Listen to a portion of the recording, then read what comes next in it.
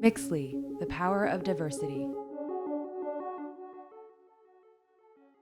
Alright, so in today's video, I want to talk about a phrase that has always bothered me. And the phrase is reverse racism. Now, I already know what you're thinking. You're thinking all the problems we have in the world today.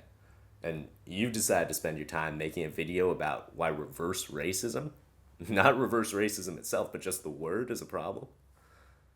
And I get that. So let me explain. Now, I don't really have a problem with the racism part of reverse racism. You know, I have read some really compelling arguments saying that that's the whack half of the phrase. You know, that racism minus systematic oppression and structural privilege is really just prejudice. But, you know, personally, I'm down to call prejudice against white people what we call prejudice against everybody else, which is racism. And therein lies the problem.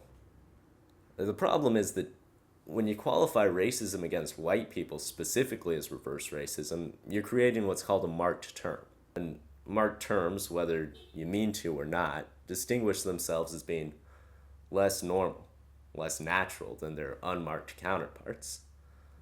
But unfortunately, in this case, that implies that the unmarked term, racism, prejudice against people of color, is normal racism. It's racism the way it's supposed to be.